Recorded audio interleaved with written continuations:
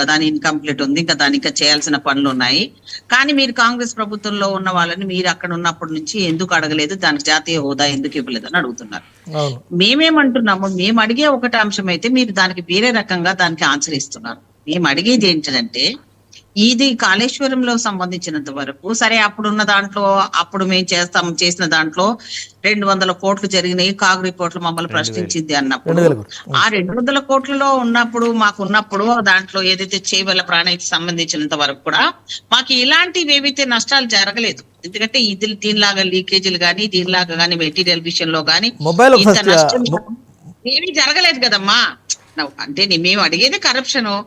ఆ కరప్షన్ విషయంలో అడిగితే దానికి జాతీయ హోదాని మేము అడిగామంటే ఇల్లు కట్టక ముందే దానికి ఏదో అన్నట్టు గృహప్రవేశం ఎందుకు పెట్టలేవు అని అడిగినట్టు. కాదండి, మీరు పదే అవినీతి జరిగిందని ఇవాళ జీవన్ రెడ్డి అన్నారు, 50,000 కోట్ల అవినీతి జరిగిందని. ఉత్తమ్ కుమార్ రెడ్డి అన్నారు మొత్తం అవినీతి జరిగిందని.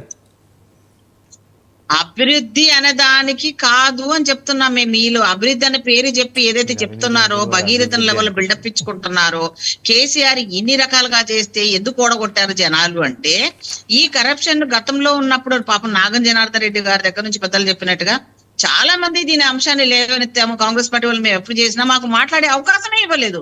ఎక్కడ అవకాశాలు ఇచ్చాడు, మన గొంతులు నొక్కేశాడు కదా. సో అప్పటి నుంచి అరుస్తుంది అదే. ఇప్పుడు మీరు అధికారంలోకి వచ్చారు. కాంగ్రెస్ పార్టీ ఇటీవల ఎన్నికల ప్రచారంలో మాజీ మంత్రి పుష్పలీలతో సహా రేవంత్ రెడ్డి గారి వరకు కాళేశ్వరంలో అవినీతి జరిగింది, ఇది అది రకాలు చెప్తున్నారు. మీరు ప్రూవ్ చేయగలుగుతారా ఇప్పుడు అధికారం? 100%.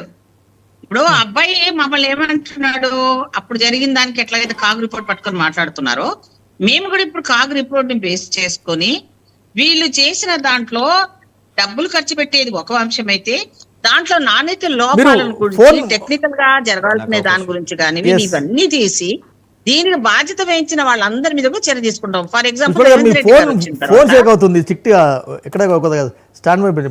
పెట్టుకోండి, మీ ఫోన్ షేక్ అవుతుంది, ఫ్రేమ్ షేక్ అవుతుంది. సరే అయితే నేనేమంటానంటే, వీళ్ళు చెప్పిన ఎంత అరిసినా ఏం చేసినా కరప్షన్ అనేది పేటెంట్ రైట్ తీసుకున్న వాళ్ళు బిఆర్ఎస్ గవర్నమెంట్ అప్ప. ప్రజల ధనాన్ని దోచుకొని తినటంలో డబ్బులు ఏ రకంగా మార్చుకోవాలి, ఏ రకంగా పెట్టాలి